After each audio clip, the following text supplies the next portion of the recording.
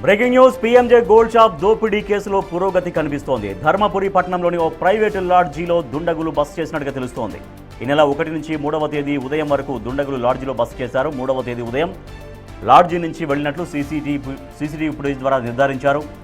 Phone call ఆధారంగా లాడ్జీలో తనిఖీలు చేపట్టారు పోలీసులు.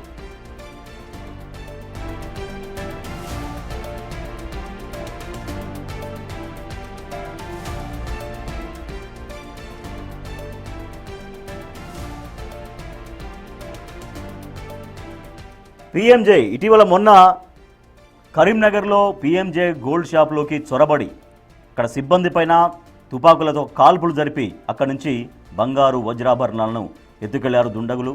సో వాళ్ళ కోసం పోలీసులు వేట కొనసాగిస్తున్నారు. అయితే కొంత పురోగతి కనిపించినట్టుగా తెలుస్తోంది.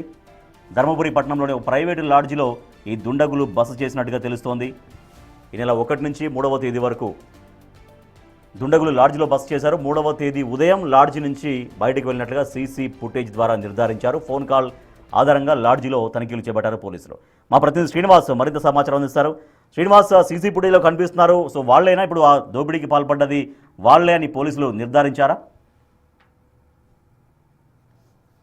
కరీంనగర్ జిల్లా లోపల సంచలనంగా సృష్టించినటువంటి పిఎంజే జ్యువెలరీ ఏదైతే దోపిడీ ఉన్నదో దాని లోపల సంచలనాల విషయాలు వెలుగులోకి వస్తున్నటువంటి పరిస్థితి కనబడుతుంది. మొత్తంగా వాళ్ళంతా కూడా ఎక్కడెక్కడ తిరిగారు, ఏమేమి చేశారు అనేటువంటి కోణం లోపల ఇటు దర్యాప్తు చేస్తున్నటువంటి నేపథ్యం లోపల ధర్మపురి పోలీసులకు అక్కడ ఒక బైక్ వదిలేసి వెళ్లడంతో అక్కడ మొత్తం కూడా ధర్మపురి కేంద్రంగానే జరిగిందని చెప్పి అయితే అక్కడ ధర్మపురి లోపల ఉన్నటువంటి పలు వసతి గృహాల లోపల తనిఖీలు చేసినటువంటి నేపథ్యం లోపల అక్కడ విజయలక్ష్మి వసతి గృహంగా కేంద్రంగా చేసుకొని మొత్తంగా కరీంనగర్ లోపల ఉన్నటువంటి పిఎంజే జ్యువెలరీ దోపిడీకి రెక్కి నిర్వహించినట్టుగా అయితే తెలుస్తుంది. మొత్తంగా అయితే అక్కడ 1వ తేదీ నుంచి 3వ తేదీ వరకు కూడా ఆ విజయలక్ష్మి వసతి గృహం లోపలనే వీరందరూ కూడా బస చేయడం జరిగింది. అక్కడనే తరచుగా బయటకి వెళ్ళడం రావడం చేస్తున్నటువంటి నేపథ్యం లోపల అక్కడ చుట్టుపక్కల ఉన్నటువంటి వారికి చాలా మంది కూడా అనుమానాలు వచ్చినా కానీ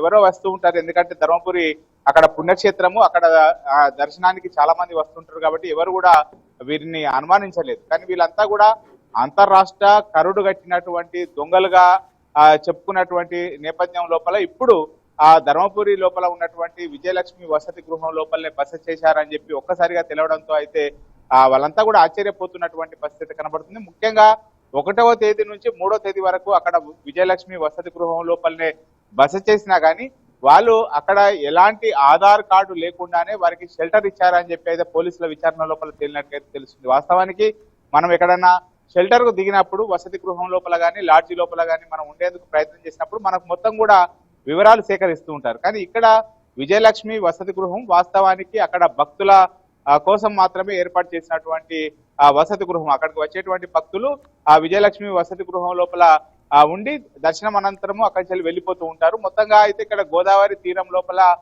బైక్ పల్సర్ బైక్ తో పాటుగా హెల్మెట్ అక్కడ వదిలి ఆ గోదావరి నది గుండానే పారిపోయినటువంటి నేపథ్యం లోపల ఇప్పుడు పోలీసులు ఆ గోదావరి సమీపం లోపల ఉన్నటువంటి పరిసరాలు వెతికేటువంటి సమయం లోపల అక్కడ వాళ్ళ ఏదైతే వాళ్ళ ఫోన్ కు సంబంధించినటువంటి సిగ్నల్ ఆధారంగా ట్రేస్ చేసినప్పుడు ఎక్కువగా ఈ విజయలక్ష్మి లాడ్జీ ఏదైతే ఉందో ఆ విజయలక్ష్మి లాడ్జీ నుంచే ఎక్కువ కాల్స్ వెళ్ళినట్టుగా అయితే నిర్ధారణకు రావడం జరిగింది. అక్కడికి వెళ్లి మొత్తం కూడా సీసీ ఫుటేజ్ పరిశీలించినటువంటి నేపథ్యం లోపల వాళ్ళు ఎవరైతే 5గురు నిందితులు ఎవరైతే ఉన్నారో వాళ్ళందరూ కూడా తరచుగా ఆ లాడ్జీలోకి రావడము అదే దాని గుండా వెళ్ళడంతో అయితే ఖచ్చితంగా ఈ 5గురు అదే లాడ్జీ లోపల దాదాపుగా 1వ తేదీ నుంచి 3వ తేదీ వరకు కూడా అక్కడనే ఉన్నట్టుగా తెలుస్తుంది. ఏదైతే కరీంనగర్లోని పిఎంజేలో జ్యువెలరీ లోపల దోపిడీ చేసే కంటే ముందు అక్కడ మొత్తం లాడ్జీ ఖాళీ చేసి వచ్చి దోపిడీ చేసి మళ్ళీ తిరిగి వెళ్ళిపోయినట్టుగా తెలుస్తుంది. మొత్తానికైతే పోలీసులు అయితే అక్కడ సిగ్నల్ ఆధారంగా ఆ లాడ్జీ లోపల ఉన్నటువంటి పలు కోణాల లోపల విచారిస్తున్నటువంటి నేపథ్యం లోపల